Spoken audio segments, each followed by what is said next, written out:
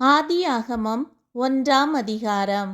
ஆதியிலே தேவன் வானத்தையும் பூமியையும் சிருஷ்டித்தார்.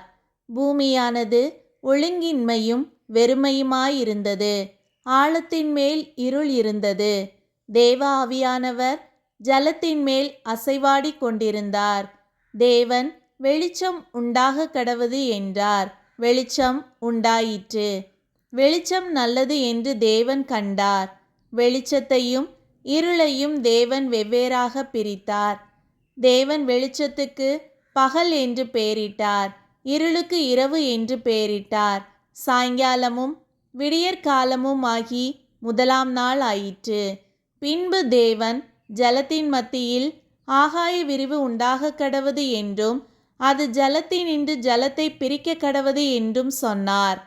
தேவன் ஆகாய விரிவை உண்டு பண்ணி ஆகாய விரிவுக்கு கீழே இருக்கிற ஜலத்திற்கும் ஆகாய விரிவுக்கு மேலே இருக்கிற ஜலத்திற்கும் பிரிவு உண்டாக்கினார். அது அப்படியே ஆயிற்று. தேவன் ஆகாய விரிவுக்கு வானம் என்று பெயரிட்டார். சாயங்காலமும் விடியற்காலமும் ஆகி இரண்டாம் நாள் ஆயிற்று.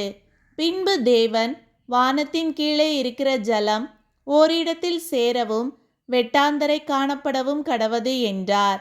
அது அப்படியே ஆயிற்று. தேவன் வெட்டாந்தரைக்கு பூமி என்றும் சேர்ந்த ஜலத்திற்கு சமுத்திரம் என்றும் பெயரிட்டார். தேவன் அது நல்லது என்று கண்டார். அப்பொழுது தேவன் பூமியானது புல்லையும் விதையை பிறப்பிக்கும் பூண்டுகளையும் பூமியின் மேல் தங்களில் தங்கள் விதையை உடைய கனிகளை தங்கள் தங்கள் ஜாதியின்படியே கொடுக்கும் கனி விருட்சங்களையும் முளைப்பிக்க கடவது என்றார். அது அப்படியே ஆயிற்று. பூமியானது புல்லையும் தங்கள் தங்கள் ஜாதியின்படியே விதையை பிறப்பிக்கும் பூண்டுகளையும் தங்கள் தங்கள் ஜாதியின்படியே தங்களில் தங்கள் விதையையுடைய கனிகளை கொடுக்கும் விருட்சங்களையும் முளைப்பித்தது. தேவன் அது நல்லது என்று கண்டார். சாயங்காலமும் விடியற்காலமும் ஆகி மூன்றாம் நாள் ஆயிற்று. பின்பு தேவன் பகலுக்கும் இரவுக்கும் வித்தியாசம் உண்டாகத்தக்கதாக வானம் என்கிற ஆகாய விரிவிலே சுடர்கள் உண்டாகக் கடவது. அவைகள் அடையாளங்களுக்காகவும் காலங்களையும் நாட்களையும் வருஷங்களையும் குறிக்கிறதற்காகவும் இருக்க கடவது என்றார். அவைகள் பூமியின் மேல் பிரகாசிக்கும்படிக்கு வானம் என்கிற ஆகாய விரிவிலே சுடர்களாயிருக்க கடவது என்றார். அது அப்படியே ஆயிற்று. தேவன் பகலை ஆள பெரிய சுடரும் இரவை ஆள சிறிய சுடரும் ஆகிய இரண்டு மகத்தான சுடர்களையும் நட்சத்திரங்களையும் உண்டாக்கினார். அவைகள் பூமியின் மேல் பிரகாசிக்கவும் பகலையும் இரவையும் ஆளவும் வெளிச்சத்துக்கும் இருளுக்கும் வித்தியாசம் உண்டாக்கவும் தேவன் அவைகளை வானம் என்கிற ஆகாய விரிவிலே வைத்தார். தேவன் அது நல்லது என்று கண்டார். சாயங்காலமும் விடியற்காலமும் ஆகி நாலாம் நாள் ஆயிற்று. பின்பு தேவன் நீந்தும் ஜீவ ஜந்துக்களையும் பூமியின் மேல் வானம் என்கிற ஆகாய விரிவிலே பறக்கும் பறவைகளையும் ஜலமானது திரளாய் ஜனிப்பிக்க கடவது என்றார். தேவன் மகா மச்சங்களையும் ஜலத்தில் தங்கள் தங்கள் ஜாதியின்படியே திரளாய் ஜனிப்பிக்கப்பட்ட சகலவித நீர்வாழும் ஜந்துக்களையும் சிறகுள்ள ஜாதி ஜாதியான சகலவித பட்சிகளையும் சிருஷ்டித்தார். தேவன் அது நல்லது என்று கண்டார். தேவன் அவைகளை ஆசீர்வதித்து, நீங்கள் பலுகி பெருகி சமுத்திர ஜலத்தை நிரப்புங்கள் என்றும் பறவைகள் பூமியில் பெருக கடவது என்றும் சொன்னார். சாயங்காலமும் விடியற்காலமும் ஆகி ஐந்தாம் நாள் ஆயிற்று.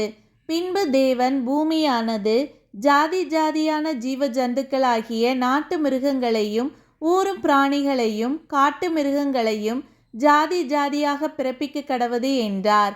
அது அப்படியே ஆயிற்று. தேவன் பூமியில் உள்ள ஜாதி ஜாதியான காட்டு மிருகங்களையும் ஜாதி ஜாதியான நாட்டு மிருகங்களையும் பூமியில் ஊரும் பிராணிகள் எல்லாவற்றையும் உண்டாக்கினார். தேவன் அது நல்லது என்று கண்டார். பின்பு தேவன் நமது சாயலாகவும் நமது ரூபத்தின்படியேயும் மனுஷனை உண்டாக்குவோமாக.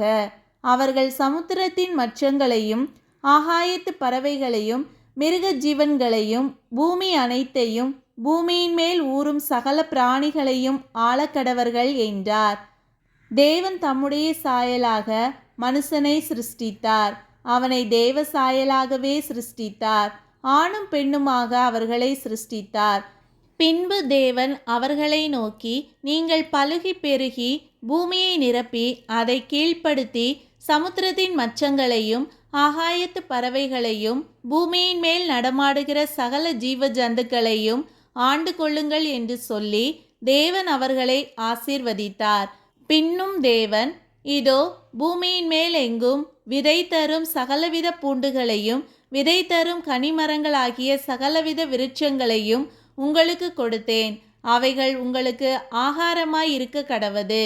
பூமியிலுள்ள சகல மிருக ஜீவன்களுக்கும் ஆகாயத்திலுள்ள சகல பறவைகளுக்கும் பூமியின் மேல் ஊறும் பிராணிகள் எல்லாவற்றிற்கும் பசுமையான சகல பூண்டுகளையும் ஆகாரமாக கொடுத்தேன் என்றார்.